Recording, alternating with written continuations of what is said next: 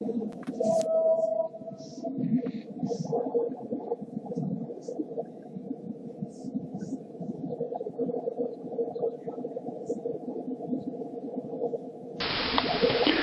first time I ever got involved helping on whale research was about 45 years ago. I was asked to bring a whale researcher aboard my sailboat in the ocean of Oregon so that he could observe migrating gray whales up close without any noise from a boat engine. It was then that I began to realize how difficult it is to study large whales in their natural environment. Marine mammals are notoriously difficult to study, particularly with respect to detailed sampling of behavior. They travel over long distances of the oceans. They spend most of their time beneath the water surface. They are not easy to find, and they're hard to follow. Many of the techniques that are used by researchers studying animals are simply not available to marine mammal scientists, owing to the short periods that the animals are observable at the surface, and also due to the lack of visibility when the animals are below the surface for prolonged periods of time.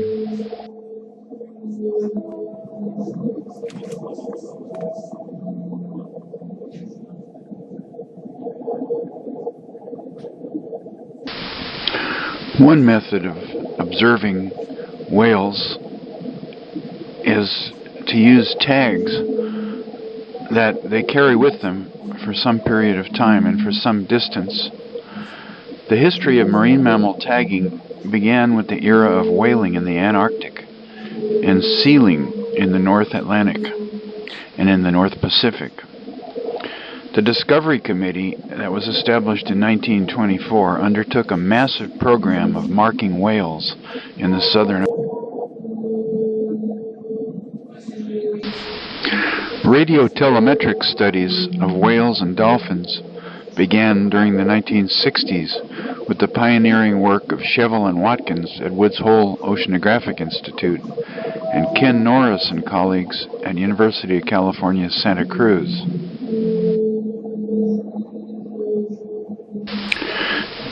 This image illustrates an example of one of the harness-type devices that Ken Norris and others have tried to use with whales to attach a radio transmitter. In the 1980s, Bruce Mate of Oregon State University developed and tested a device for attaching a radio transmitter that had two twin umbrella anchors that were driven into the whale's blubber by two electrically actuated pressure cartridges.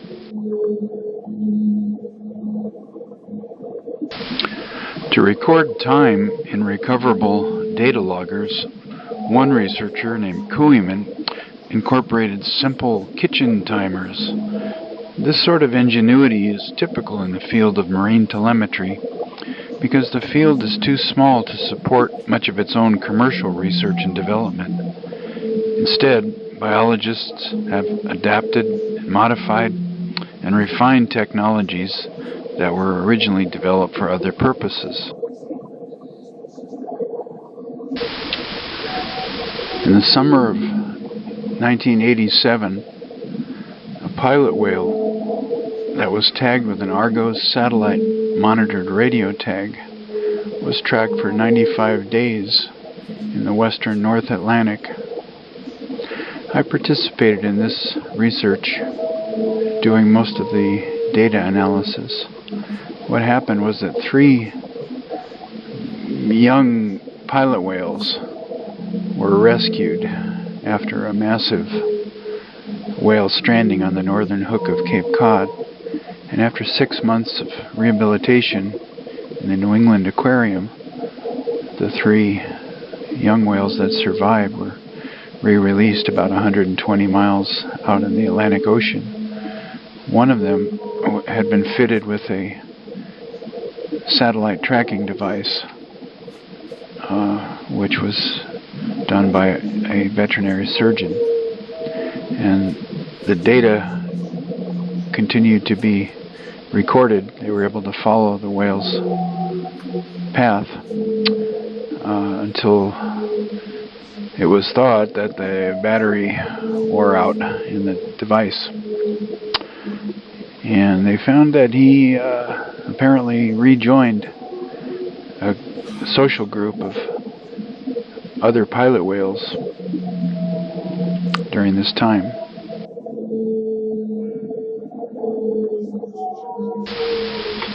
In the 1990s, Bruce Mate developed some even smaller satellite tags.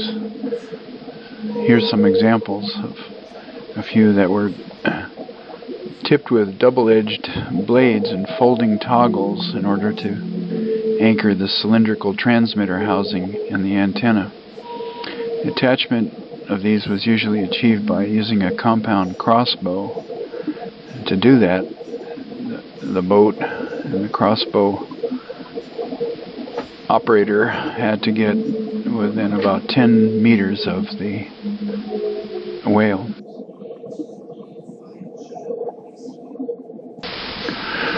More recently, researchers at Oregon State University have developed a sophisticated new type of satellite tag for whales that can record data every second for hours and days and weeks at a time. And it provides a view of whale behavior and biology and travels by the animal that were never before possible.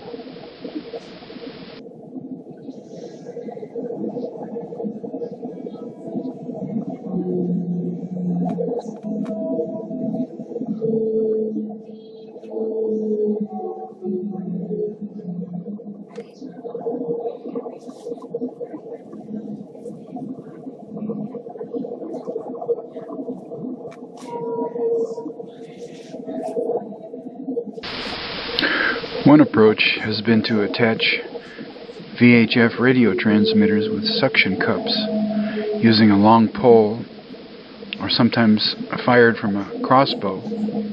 Then the researchers try to recover the buoyant packages after they release from the animal by homing in on a radio signal emitted by a tag.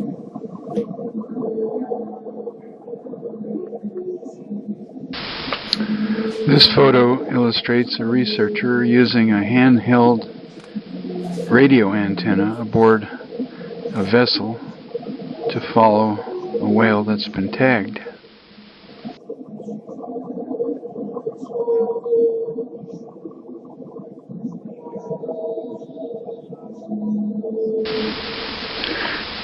This picture shows an adult male short-fin pilot whale that's been tagged with a VHF radio transmitter.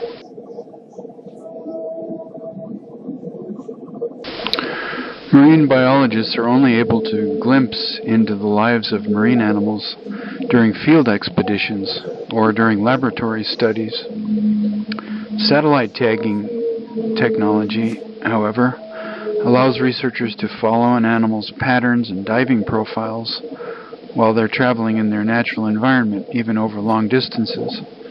A California gray whale that was tagged a few years ago with a satellite tag by Oregon State researchers was found to swim all the way across the Pacific Ocean and back to the Pacific Northwest. He swam more than 10,000 miles.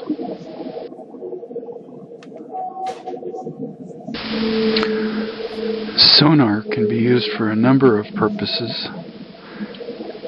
In this illustration, Oregon State University's Kelly Benoit Bird is adjusting a sonar device aboard a research ship.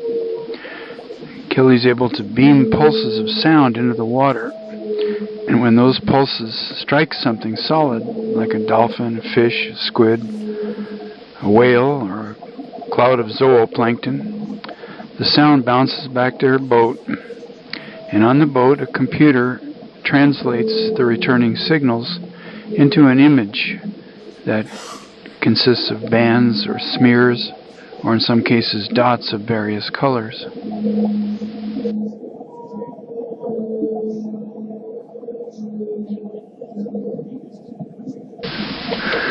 There are many applications of citizen science in studying whales and dolphins and other marine mammals. One application that was developed for use with cell phones by researchers at Oregon State University is called the Whale M app.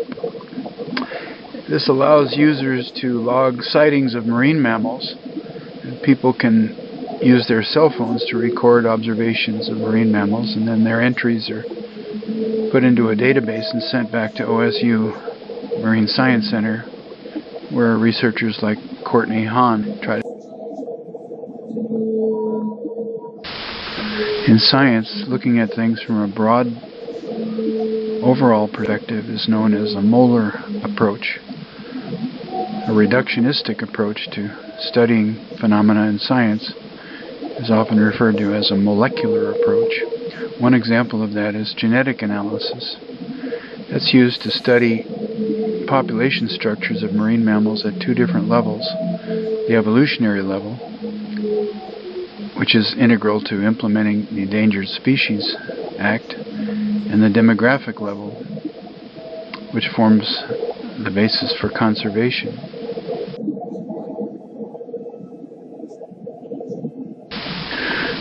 This illustration shows a small tag that can be used to obtain a biopsy sample. Sometimes these are shot by a bow and arrow or air rifle device, and they're designed to bounce off the animal and take a small sample of skin tissue that can later be recovered and studied under a microscope and so forth.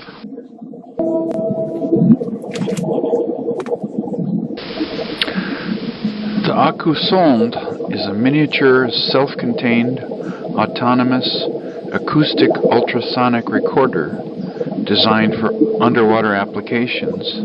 The Acusonde incorporates hydrophones as well as depth, altitude, and orientation sensors, digital recording electronics, data storage, and a field-replaceable battery in a single sealed unit.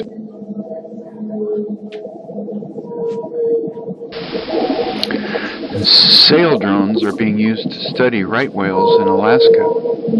They can be equipped with Acusonde sound recording devices. The sail drones are autonomous, and they are typically about 23 feet long.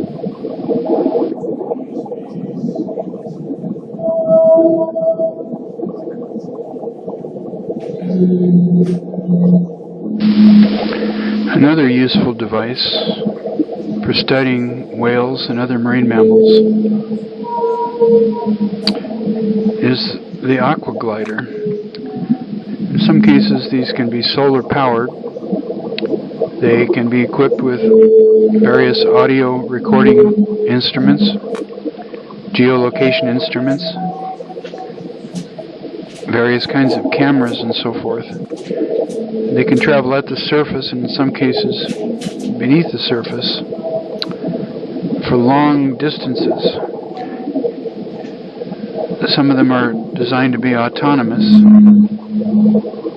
so they don't need to be specifically controlled by a live human operator. And they can be very useful in gathering data about whales and other marine mammals.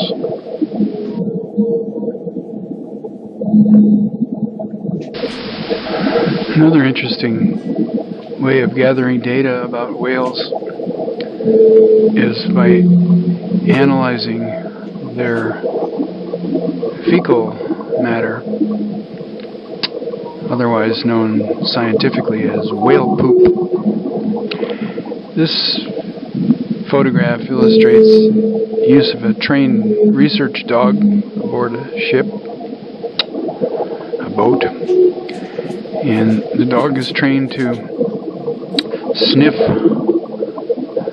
out the whale poop and help the researchers collect it. Once the scent is detected by the dog, the boat is steered into the wind until the sample is located. after which the dog receives a tennis ball reward.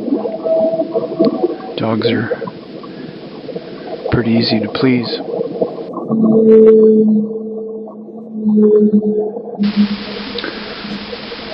Drones that can fly through the air almost silently are another useful tool in studying whales and other marine mammals.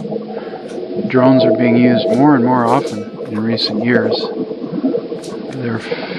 They've become fairly inexpensive and can be operated pretty easily by researchers.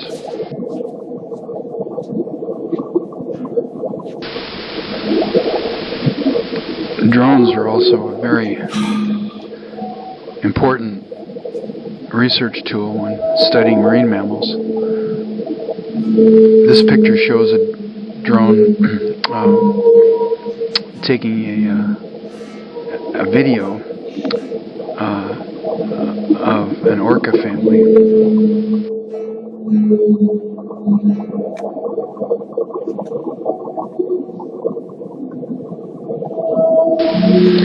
Many of you have probably seen on National Geographic and other programs on Discovery Channel the application of a video camera known as Critter Cam. This is another interesting and useful application.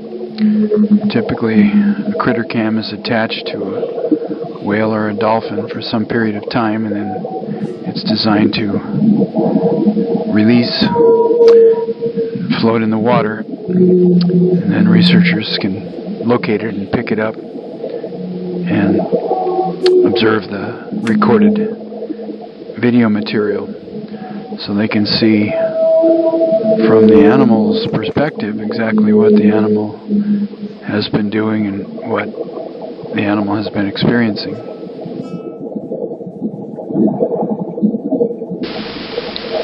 A more recent development that is also a form of a critter cam is known as CATS cam.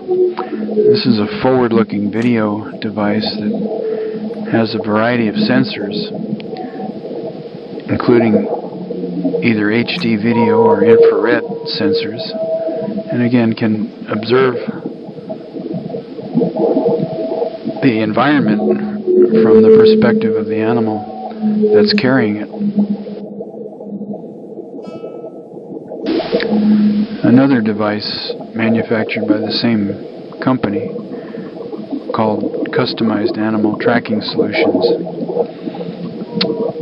is a tag that can be stuck onto a whale with suction cups and deployed from a small boat using a 20-foot pole with HD video recording and sensors for light, acceleration, pressure, direction, gyroscopic information, and even more. These tags are revolutionizing the world of marine mammal science.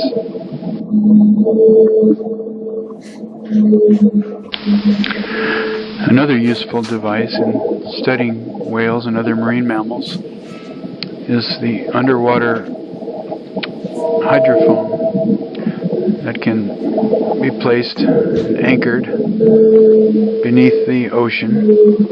It remains in a stationary position and can record sounds even over long distances.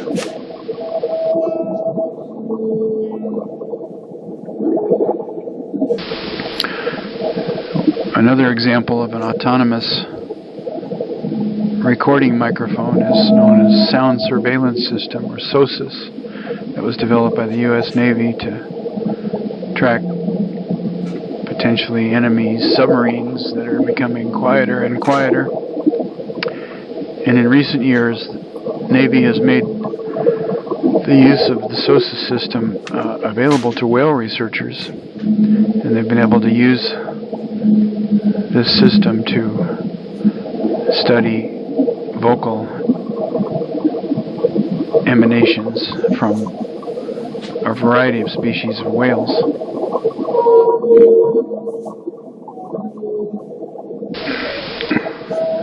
The breaths or exhalations made by whales and dolphins, often referred to as blows, can also be the source of useful information. This illustration shows a device that's designed to capture the vapor contained in the blow of a whale. I've participated in one research years ago in the Baja California, where we were able to capture the exhalations of a number of gray whales, and the materials in the exhalations were later analyzed by a device that can determine the relative health and well-being of the animal by studying the chemicals that are present in their breath.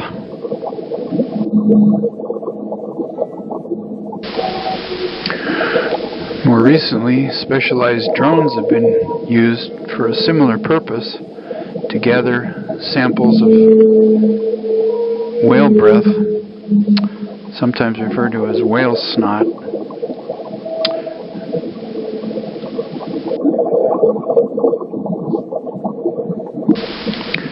In this video, a specialized drone known as Snotbot is being prepared for a launch by Dr. Ian Kerr, a whale researcher. In recent years, NOAA has been testing a technology that involves the use of infrared cameras and a computer program to evaluate what the cameras are observing. Every time the camera sees a blow, the computer program predicts when and where the same whale is likely to surface and blow again. That predicted algorithm, which is based on years of research into gray whale diving behavior, allows the computer to track individual whales.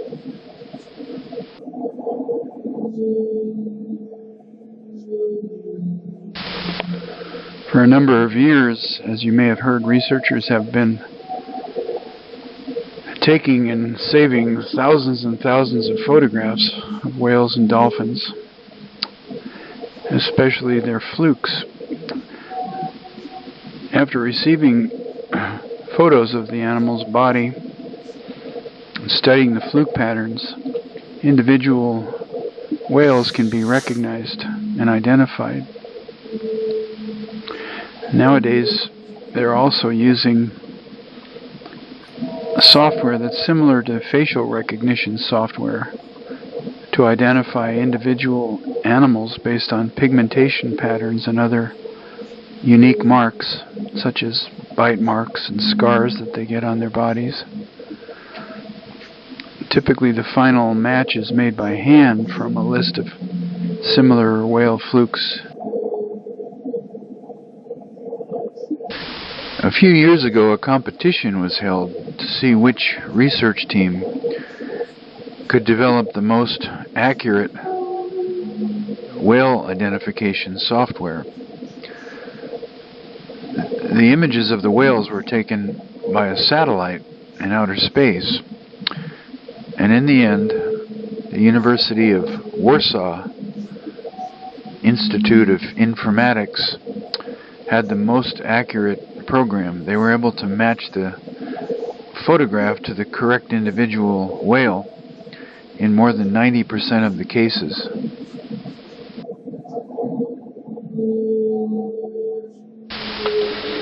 And here in our final illustration for today's talk, a recent group of student interns from the Ocean Mammal Institute are seen using theodolites to study humpback whales here in Maui, Hawaii.